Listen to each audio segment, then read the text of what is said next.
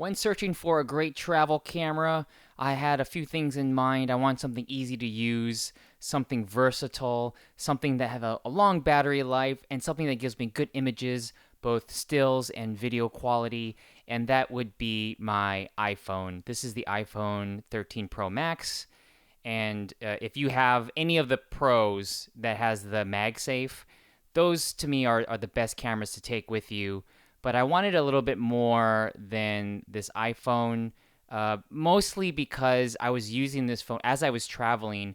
I use my phone for everything that I need to travel with whether that's GPS, checking email, scanning plane tickets, doing so much things with the iPhone that if I'm also using it as a camera, I don't want to. I want a separate device for it, especially if I drop it. There's just so many things that it's better to have my phone as just for my all-purpose device to use for traveling. So I wanted something in companion to my iPhone.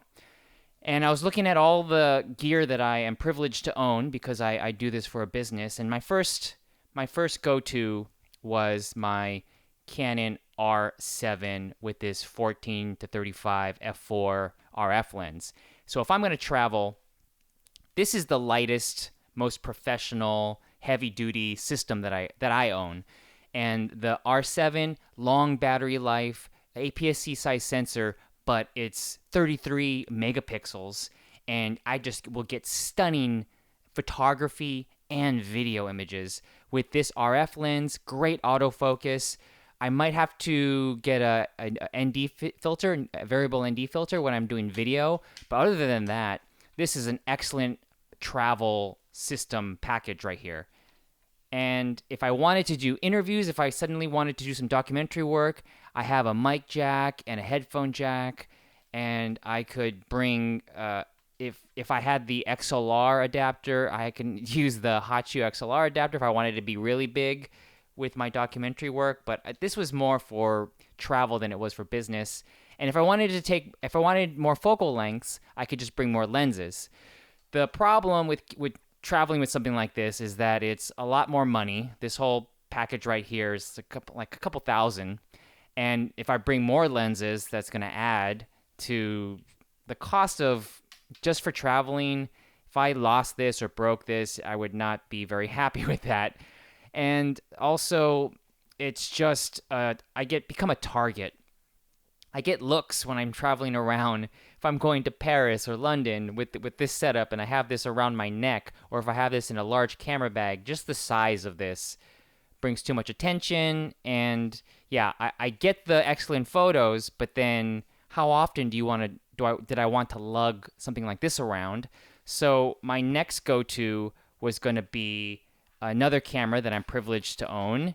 This is the Fujifilm X100V that's sold out everywhere.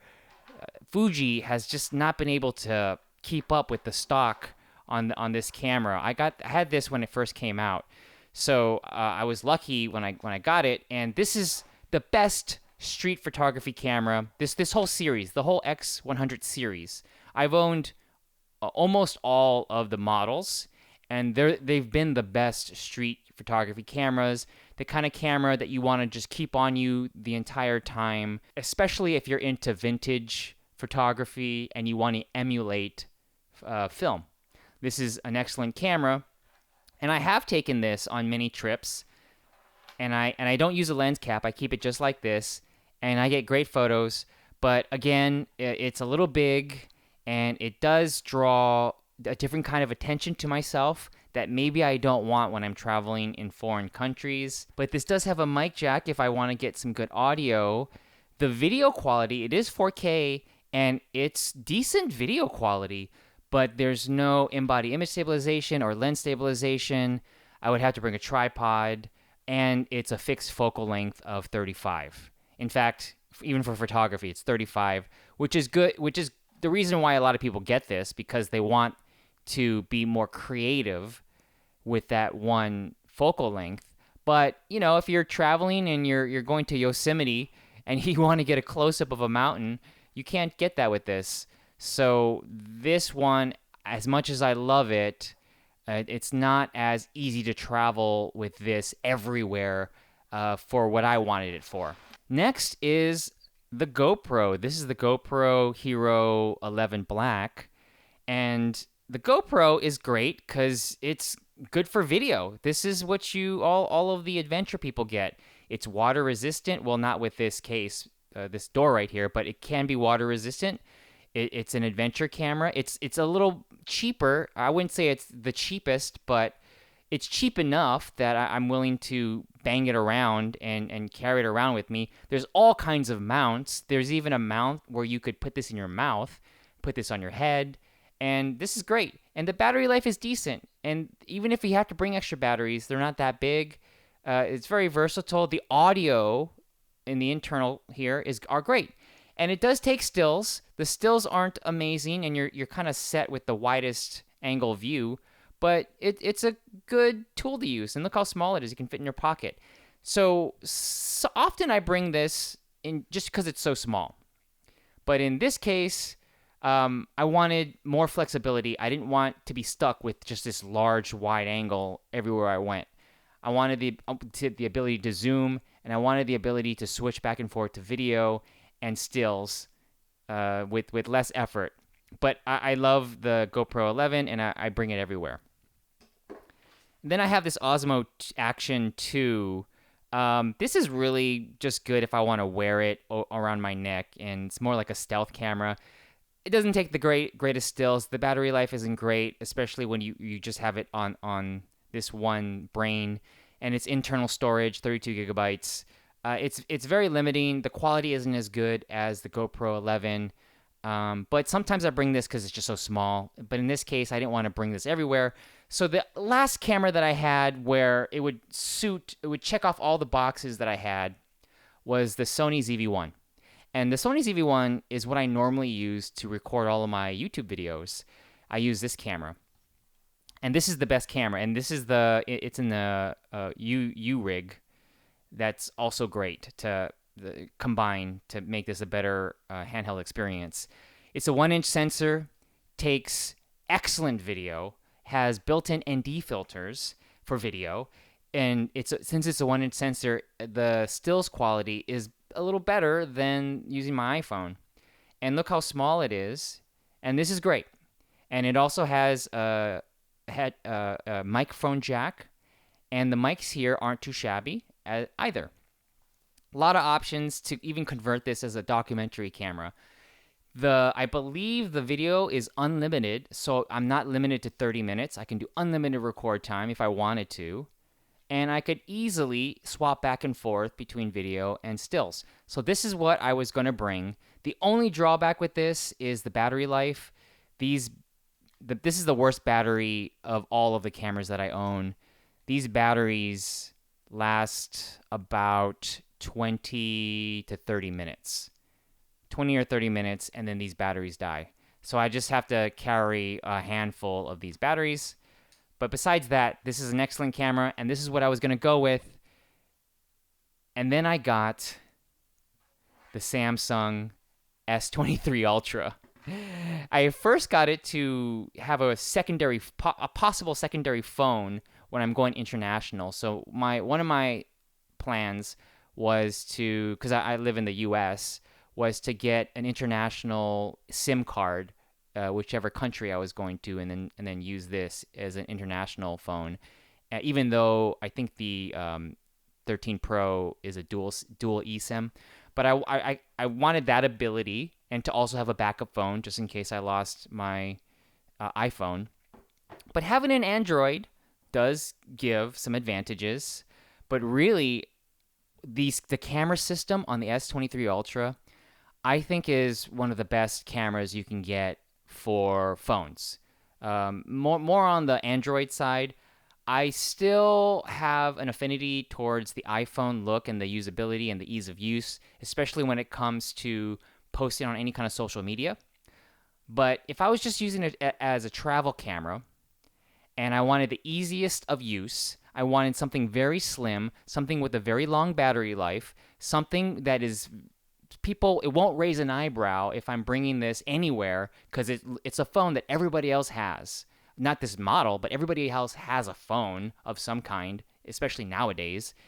And it's not going to draw any attention. I can bring it around, and I have multiple lenses to choose from. I have an extreme wide angle and extreme telephoto. That's something that the iPhone doesn't have.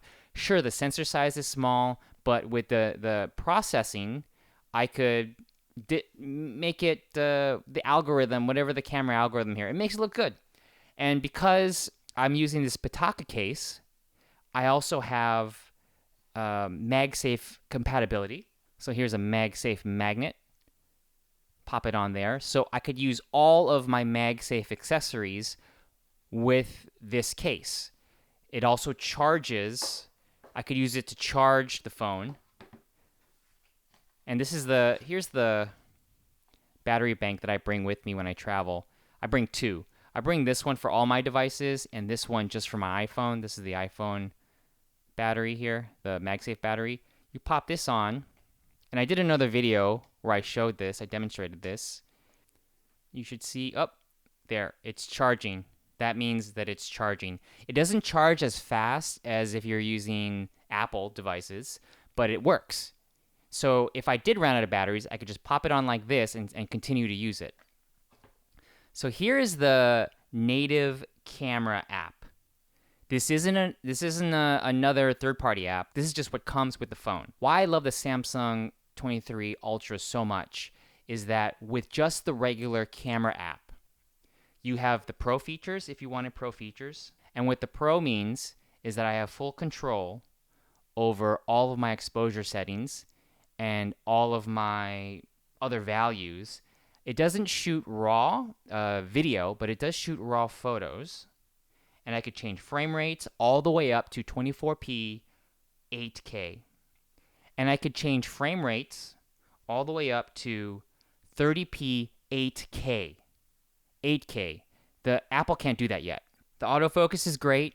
The image stabilization is fantastic for video. Here's the Pro mode for the stills. And for the stills, see, I have my shutter speed, my ISO, everything's here to control. And then I have the selfie camera. I have everything. And this one is a 512 gigabytes. So I could, when I'm on vacation, I can just keep recording and keep storing it on here. The only thing that is kind of a bummer is that since I only own Mac computers, when I want to copy the footage and photos to my computer for backup, unless I'm using cloud or Dropbox or something like that, I have to plug this USB-C to USB-C into my computer, and I have to use this Android app, and that app will transfer the video and photos to my computer. It takes a long time to do that. For some reason, it's like it's going at a very low USB 2.0 speed. But besides that, I love this just for the camera, just to have. The audio quality is great. Everything about this is the usability and the convenience factor is key when you want a travel camera. I could always bring the R7 or something bigger than this even, but to lug this around versus to lug this around, I think this one I would want to take out all the time to start using. Rather this, if I'm at a dinner, I don't want to bring this to a dinner. I will bring this to a dinner. So if I'm take a picture of my food, I'll do it with this. I'm not going to do it with the R7. I'll put links below to the phone and this Pitaka case. It's a little expensive. It's on the pricier side, but there's not a lot of MagSafe cases for Androids. This is one of a few, and one of a few that even works on the S23 Ultra. It as far as protecting the phone, I don't think it does a great job with protecting it. It does keep it ultra slim. Some of the sides are still exposed. I would not drop this on the floor, even though some of the cases that's what they're meant for. If you accidentally drop it, it will protect the phone.